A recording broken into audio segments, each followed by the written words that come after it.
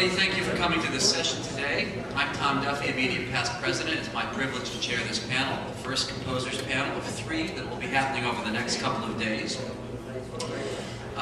We have on stage here, we have Luis Serrano Alarcon, we have Steve Bryant, we have Marco Putz, and we have Scott McAllister.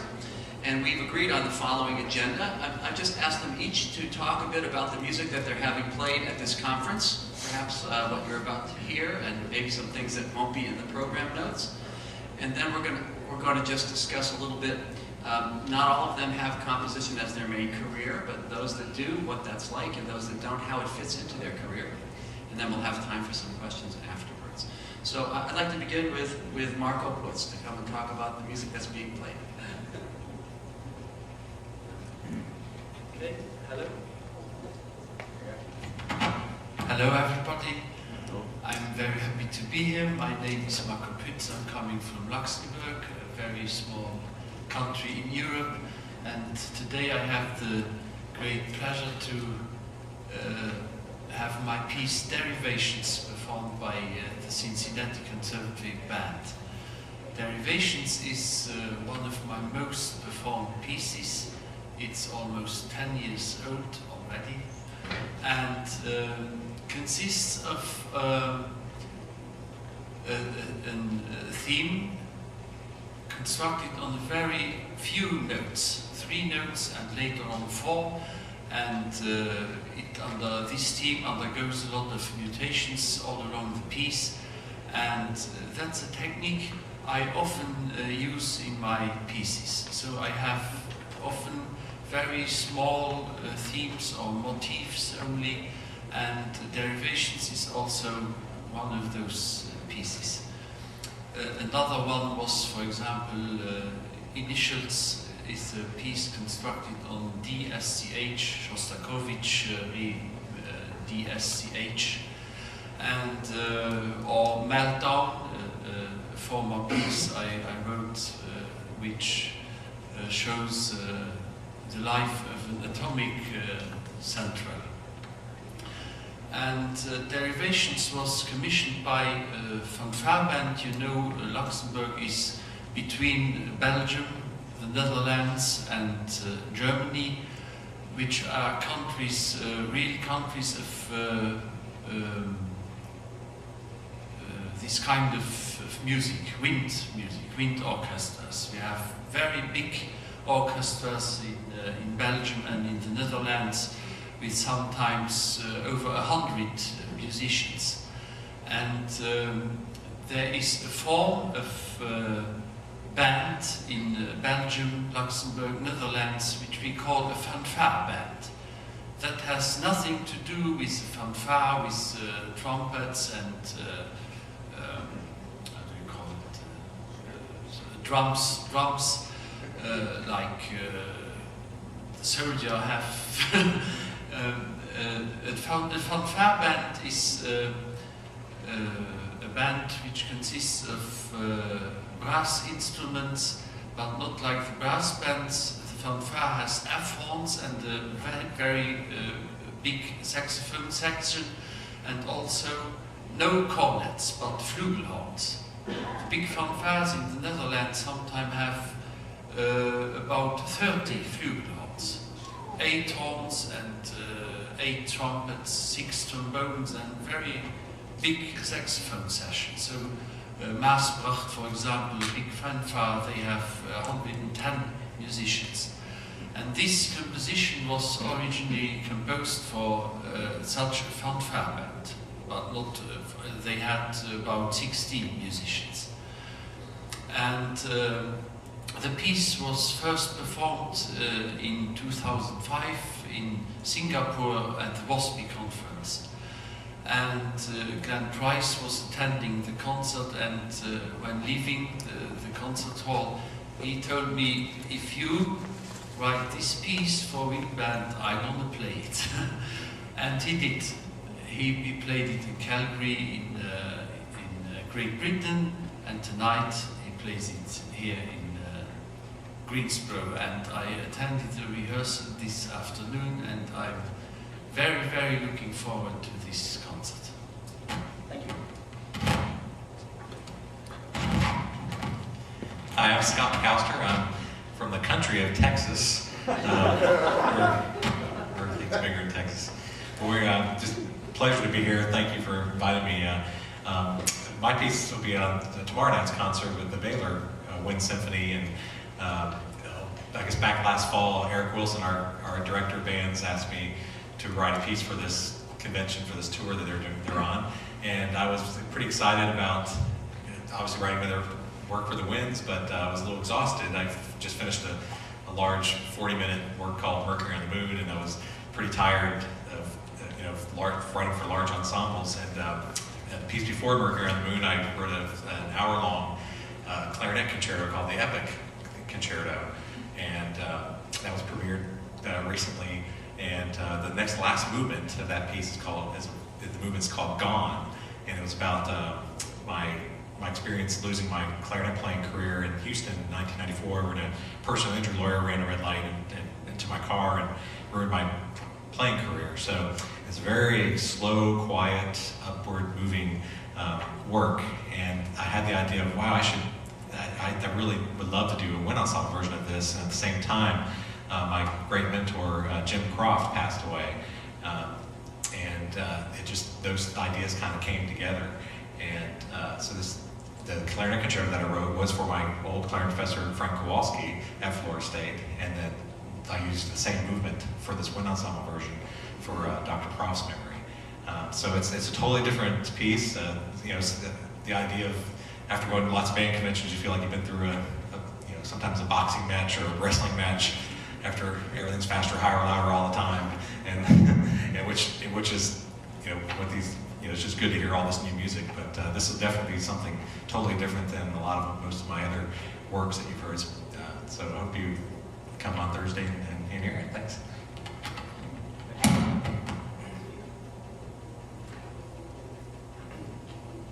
Test one. Oh, that's good.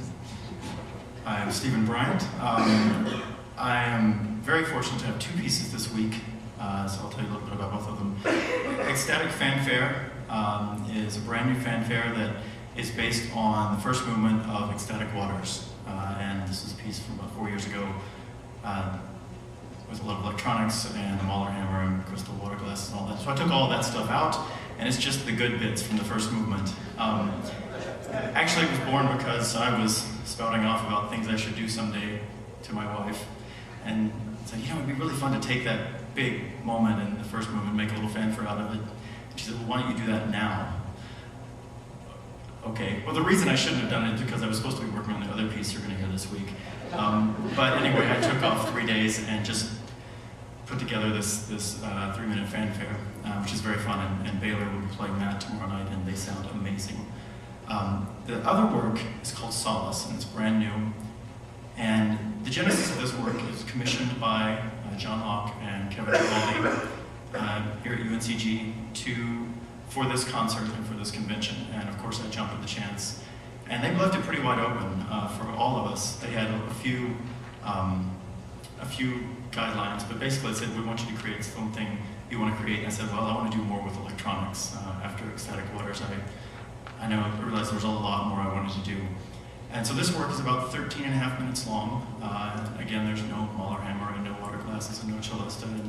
And most of it doesn't even have a click track. If you've done Ecstatic Waters, seen that, there's a lot of that in there. I wanted to take what I learned from the first piece and take the electronics even further, make it more free for the conductor and even more robust, hopefully. The piece itself is also very different than Ecstatic Waters. It's, for lack of a better term, it's absolute music, despite its title. And this is sort of a thing I've gravitated toward the last 4 or 5 years. I've written this concerto for wind ensemble, concerto for cello, concerto for piano. No poetic titles, no real overt program, and music for its own sake, dictated by its own internal logic, and the drama arises from creating this music, nothing grafted onto it. And I don't know why I've been really drawn to that lately, but this is another case of a work where it's all built from a single 9-tone row, and that's not my normal thing to do. If you'd asked me 5 years before if I would ever use any systematic process in composing or rows or pitch sets or things like that, any conscious sort of system, I would have said, no, that's not my thing. But lately I've done this a number of times, and I found this row that, in fact, when I first created it, I thought was pretty ugly. I didn't like it at all.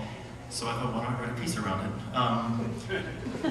It has some characteristics of things that I tend to like, and all my melodic writing is stepwise with a leap or two here or there, and I tend to do that a lot. But these are all half or whole steps, but with 2 tritone leaps, and that's it. And it's very awkward if played straight through. But I wanted to see if I could craft something that I really liked out of material that, on first glance or first hearing, was not my intuitive choice. And really what I'm trying to do with that, and with this piece and a number of pieces lately, is figure out how to grow as a composer by pushing myself in directions that I don't normally like to go in. It's hard. And my technique for doing that is now putting something alien to the mix, a tone row, something as a foil for my normal intuitive choices. And this piece is exactly the result of that. All of it, every single second of this 13.5 minutes comes from this 9-tone row. Now that's enough about that. The electronics are triggered by a keyboard player on stage, and she's basically triggering a bunch of pre-recorded elements, but I've divided them up into many, many different layers. And so it's very free, follows the conductor. You don't need a click track until the very end. There's one section at the very end of the piece where it all locks in. There's a very strong overriding groove rhythm there. There's no live effects this time, no microphone on the clarinet, which I have with Click Static Waters. I really wanted this to feel as organic and as smooth and integrated and even more seamless than my previous works with electronics. And so I recorded a number of the players from this ensemble, flute, clarinet, bass clarinet, and saxophone. So you'll hear some of that, but probably you won't even quite notice. I've tried to seamlessly integrate just the tendrils of their sounds emanating off of what they're actually playing at various points. And so it's just decorating and kind of augmenting the ensemble, but in subtle ways. And most of the music on this piece is very quiet, except for 2 points, which are the opposite of quiet. But for the most part, it's quite a somber, dark, and brooding work.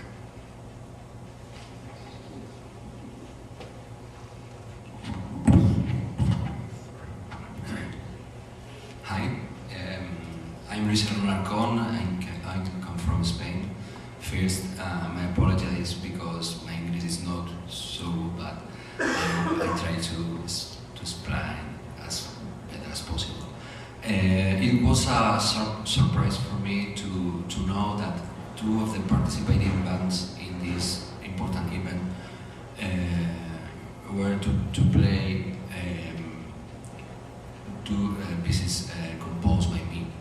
The first piece is Tramonto for cello and wind ensemble. This piece is will be played today, this evening, by Cincinnati, conducted by Glenn Price. I think it's an interesting piece in the sense that we can find very few pieces for cello and wind ensemble. It's a piece which difficulty for the group is low, is 3, grade 3. For cello player is higher, 5, 6. The piece represents is inspired by a painting of artist of my village where I born. This painting represents the sunset in an island of Italy called Palinuro. The original title of the piece, which was written for cello and piano, was Tramonto in Palinuro, but because it's too long, finally it was only Tramonto. That means sunset in Italian. The second piece will be played tomorrow by Baylor University, conducted by Don Wilson. This piece is Duende. Duende is a word that is commonly used in Spain in the flamenco music, in the flamenco world, to define this moment magical, almost magic for the singer or the dancer when he's playing or when he's dancing. This magical moment is called duende in Spanish, and I used this word to give the title a composition, one composition inspiring the Spanish music in four movements, each one inspiring different kind of Spanish influences. The first movement is inspired basically by the great maestros, the great composers from the Spanish classical music, as such Falla or Turina. The second movement is a movement which appears the fusion between the classical or the popular music and the other elements as the jazz or the Latin music. And in this moment you can find the participation of instruments typical of the Spanish folk music, as the cajon flamenco, the flamenco box, and other non-usual instruments as the electric bass. The third movement is a piece inspired in the Iberia of Albéniz, the most important collection of the piano repertoire in the Spanish history. And the last movement is inspired purely in the flamenco music. It's bulerías, is a kind of dance of the flamenco music. This last movement is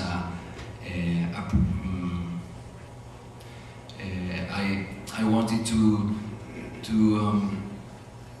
study the roots of this music that is very important for our culture. The piece was commissioned by Matthew George, and conductor of the University of St. Thomas in Minnesota. It's a piece that has been played many occasions in the last 3 years, as it was composed in 2010. Thank you very much.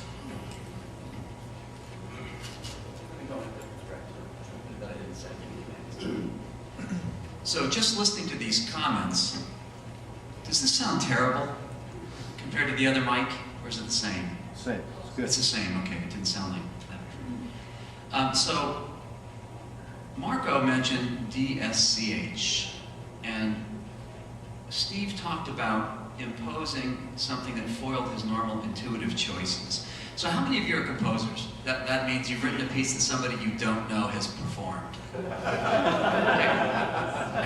I mean, amateur, professional. So I'm curious, how many of you have also invoked a kind of soggetto cavato, the carved subject that we know about from music history, where, I guess the example in Groves is Hercules, the E's that were taken out, whether it's an anagram or some other artificial system. How many, I'm going to start with the panel up here, but have any of you done this, written a piece based on something that was a Sudoku puzzle that you had to fill in musically? How many have done that? I have. You've done that? You've done that? You've done that?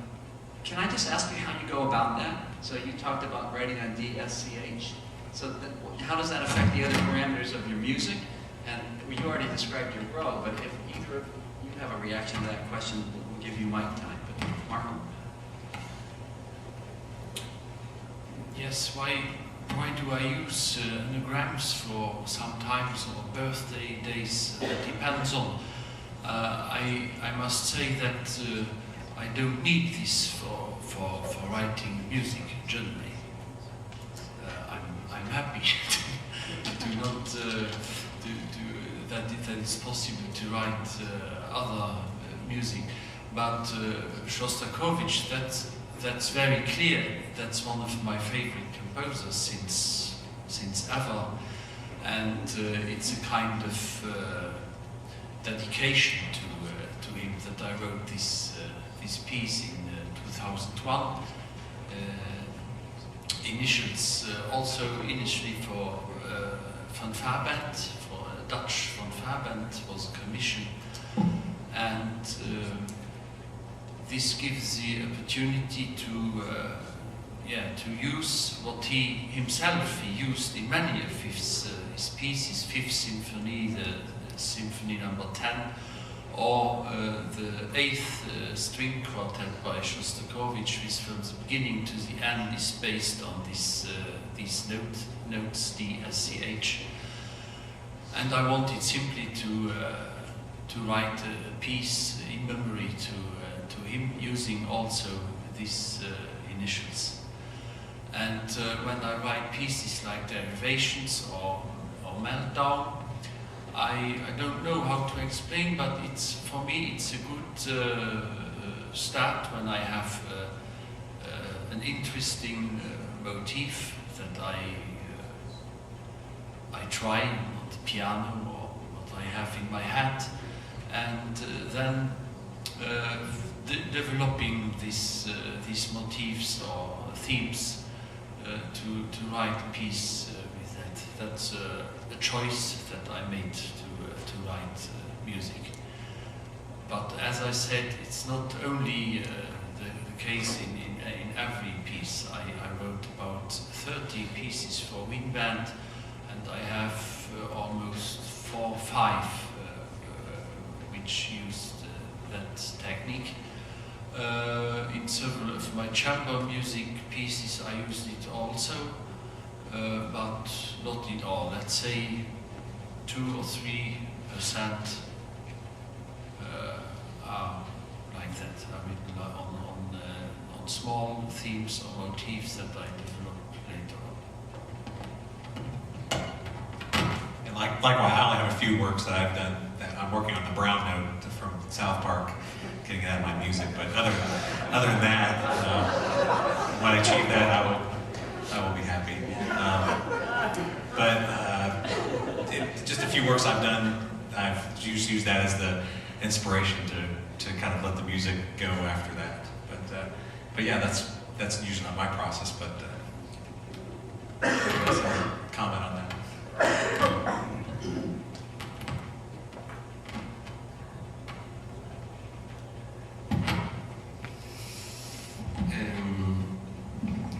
On some occasions, I used some different methods to inspire me. Especially, it was very difficult to find the solution a big problem that I had last year, because Foundation of Madrid, Foundation of Down syndrome, asked me to write a piece about this syndrome. It was very, very difficult to find the way to write about a thing that sensible.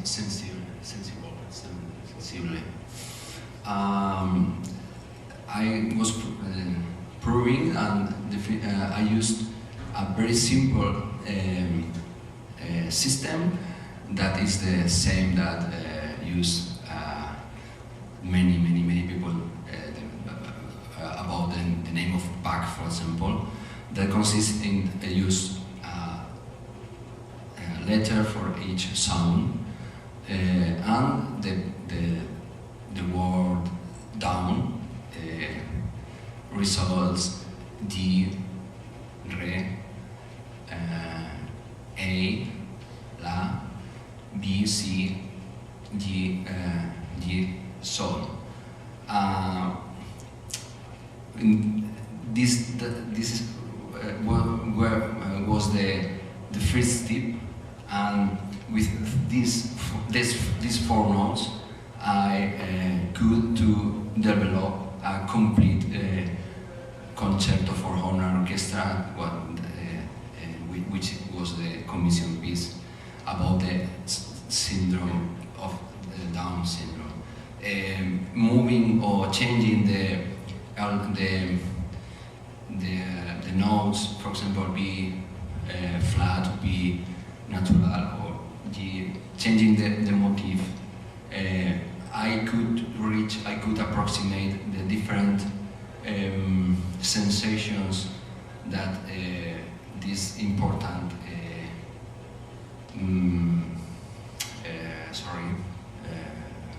Jesús necesito una ayuda. Esta importante enfermedad, es que no es una enfermedad, ¿cómo diríamos? Sickness, syndrome. Syndrome. A way to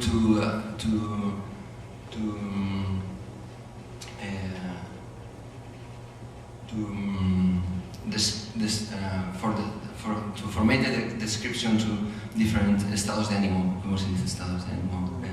Different moods. Moods, okay? It was a very simple system, but was the first step, and from this first step I could to complete the piece.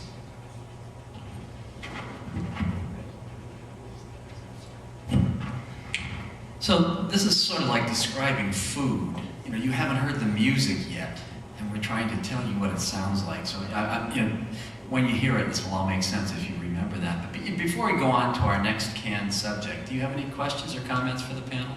This might be a good time to open that up. It might be more interesting than what we have planned.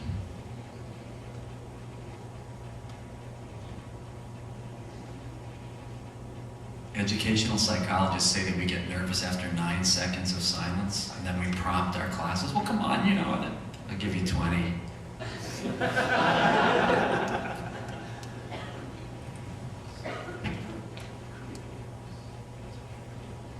Yes? I'm curious to know how you divide your time as composers. What a perfect segue. We don't know each other, Nope. no money's based. So I had asked the panel to prepare to talk about composition as a career, and if it is not your career, how does it affect your career? So how do you divide your time? That might be a perfect way to start. So why don't we start with you, Steve? We'll go backwards.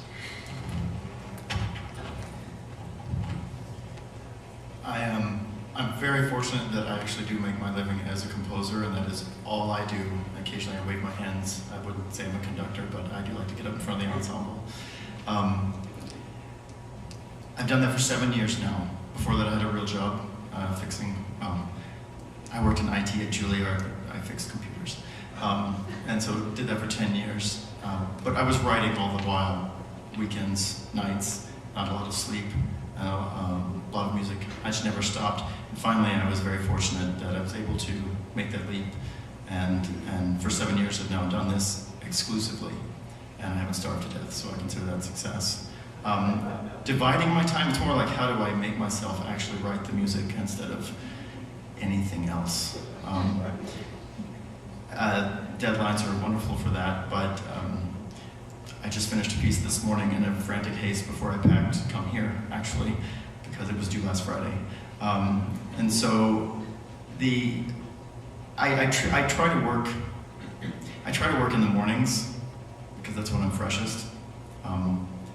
But you ask my wife, it's not ever, there's no real plan. My first composition teacher, Francis Macbeth, insisted that you write every day on a schedule, and he did, and it worked. And I wish I could hold myself to that because I could probably write even more music. But I'm very fortunate that I don't have to teach. Not that I'd love to teach, I just don't want to sit on any committees or go to meetings. That's been that's why I haven't pursued the academic route. I would love to teach composition. When I get to teach private lessons at a guest residency, I have a ball. I love doing that. I can't go to meetings. So it's just a matter of organizing my time. I don't really have a better answer than that, but as the deadline approaches, I work more.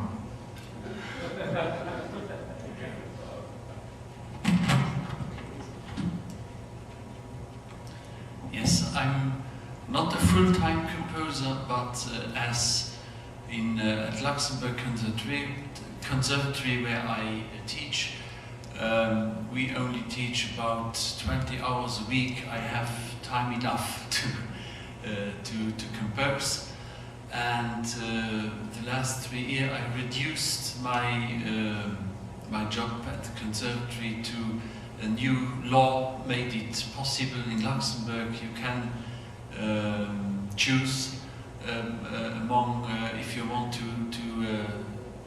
work for 25, 50, 75 or 100% per month. So I made the choice of 75, and that gives me 15 hours of working at the conservatory per week. I'm teaching saxophone, chamber music, and wind band instrumentation, and I have time enough left to compose. Yeah, I compose nearly every day. I try to compose in the morning when I have no lessons, and when, like Stephen said, I'm fresh. And but it's possible that I have an idea at midnight and I write it down. So I'm flexible.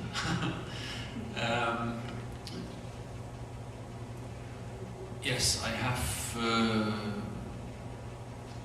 almost 4 months per year of vacation at the conservatory. That's also very good for composing, and yeah, and I'm invited like here or with the WASPI several times, or in Luxembourg, and I have several commissions. And the last years I try also to write for not only for wind or for wind orchestra, but also for a mix of wind and brass or woodwinds, and for ensembles also. And in the moment I'm working on a work for our National Philharmonic Orchestra, also for symphony orchestra. That gives me new ideas and a new motivation to my work.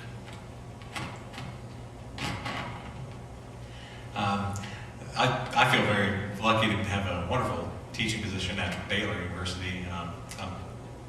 I have 12 composition students, and I have a high research load. I'm a sort of research professor, categorize that. So a lot of my job description is to write music, which is a dream job.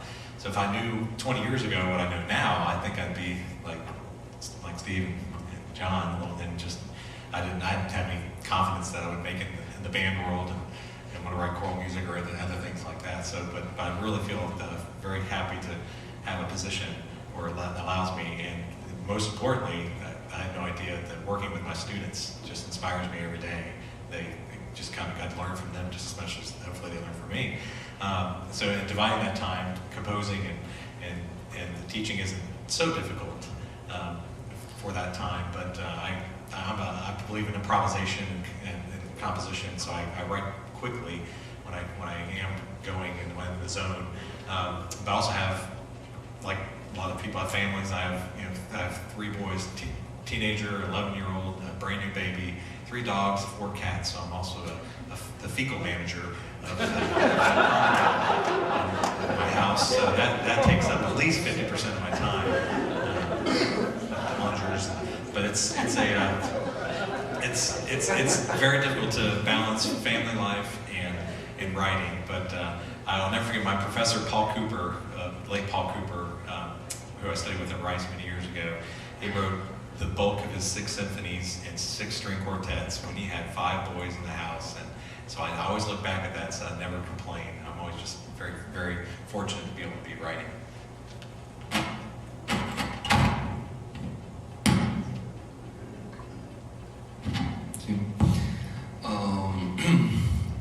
When people who knows me that knows that I compose, also I conduct, I'm teacher in the conservatory.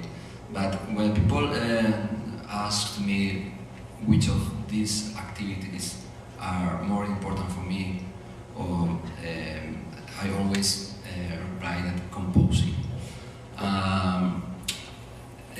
But the feeling is I'm a composer is many times very different to the reality, because specifically in Europe or specifically in my country, it's very difficult to live only composing, and it's very difficult to combine work in the conservatory as told Marco with composing, because they only have 24 hours. In any case, now I have look because I have much work composing many commissions, and this is a good opportunity. This time is a good opportunity for me to work only in the composition, in the composition, in the working in composition, and that allows to me to leave my conservatory classes for not much time, but for enough time to work in the activity that more I like in the music that is composing. So, two of our panelists have expressed a delight at freedom from academic structure. Sounds enviable. You don't aspire to be deans? So the dean is driving down the highway, his cell phone rings, his wife says, "Honey, be careful, a guy is driving the wrong way on the highway." The dean says, "A guy? There's thousands of them." So I remember at the 40th anniversary of the Eastman Wind Ensemble, all of the composers in the school got together and wrote variations on Mary Had a Little Lamb, the Shepherd variations. And I have wondered how interesting it would be to take our composers, the composers that you've seen over the last 20 years appearing in panels and writing for the Wind Band, and give them a common task like that. I don't know what it would be. I've often imagined all those of us born in the 50s or thereafter would write on an Elvis piece, the Sons of Elvis or something like that. Just wondering, what would you think of something like that? Not competition, but how each of us in our own voices would set a common shore. I mean, that might be a rhetorical question, but would that be interesting? No. You're out. You're out. Anyone? It's not a commission, it's another rhetorical question. Any comments or questions from the floor? I do have a question. I want you to get out of your own seat. You've just been given a CD of your music. Now you have to be a critic. Can you tell us a little bit about who you are musically? What are we listening for? Not the quality of the performance, but we're always looking for the great thing about being a conductor is we get to find new voices. Few of us are good enough to compose. We don't have that gift, and we really value those of you that have the gift. When I'm looking for a new voice, I go, wow, there's John. I know all about John. I know what that means. Can you tell us in your own words what your music means to us? Because we're going to hear your piece, and not necessarily the piece we're going to hear tomorrow, because it sounds like your piece, I'm really excited about that. It's completely different. But if we were given a CD of your music and you had a review from the New York Times, Stephen Bryant's music does this. Or is this question too long and too hard? If it is, that's okay. No, I think that's good.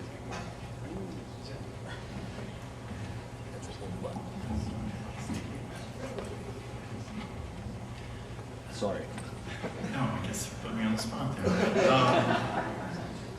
I would say that all of my music has clear direction and drama to it, regardless of its genre or the instrumentation or occasion. And I think that comes from all of my teachers. I think my music is very conservative in the sense that it's very Western. It has a direction, it builds to a climax. There is progression in the music. Earlier on, I worried about that. Do I need to really experiment, like forms of just being and music that puts you in a different space and that sort of thing? But I keep coming back to the fact that what I like to experience in music, the reason I started writing it, is that I love exhilaration and I love the journey, and I love moving from one place to another and being taken on that experience and trying to create that experience. And so that's really what I try to do in every one of my pieces. That's how I think about it. I have no idea what the New York Times would say about my music if they ever noticed it existed.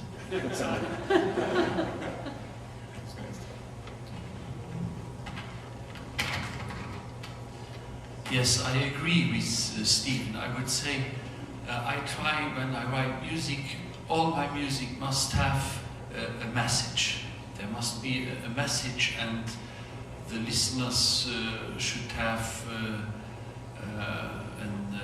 an emotional feeling when they hear the music.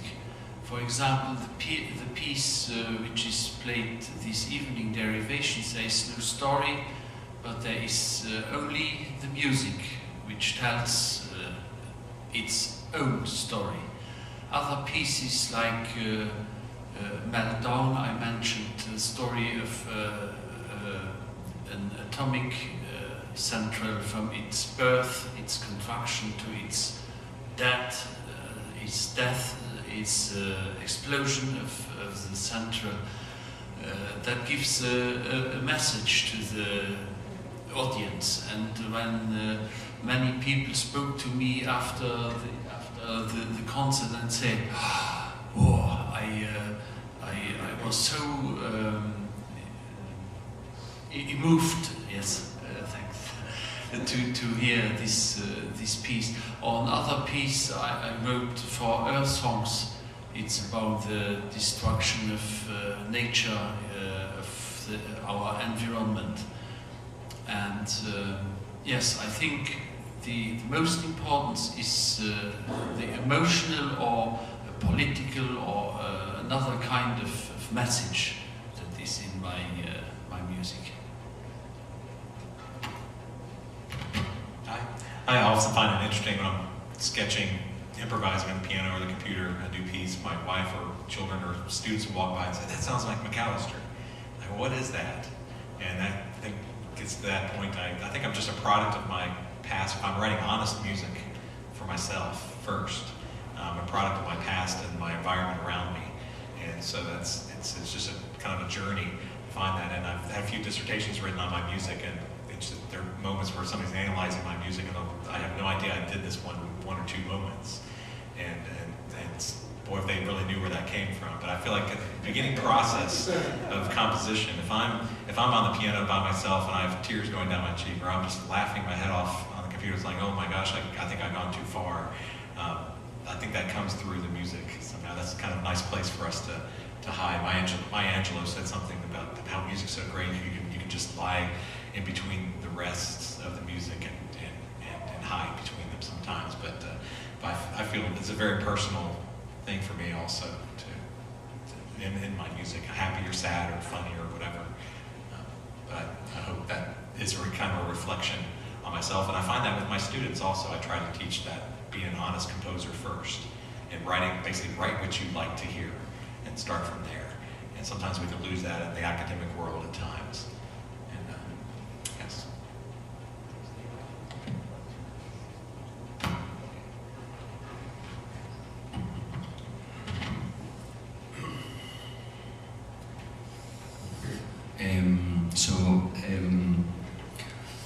Who know if any of you know my compositions, you could see that each composition is a project, independent project, different from the other works.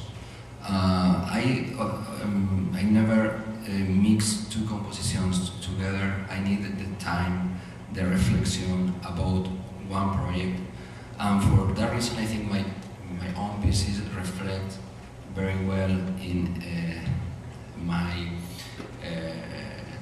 feeling, my moods in the time I compose the piece. Besides, in each project, I need to find the maximum information, the influences. I am a composer that, in the point of view of the language of the form, I am very conservative. I'm very Western classical composer. But in each project, I want to find new ways to express myself, and simply I am a composer very inquieto. Uneasy. Sorry, uneasy. Uneasy. Okay, an easy composer, and I am absolutely interested in the research of new languages, new influences, new instruments, new songs, etc. Thank you. I want to thank our panel today, Luis, Stephen, Marco, and Scott. Thanks so much. This concludes our session.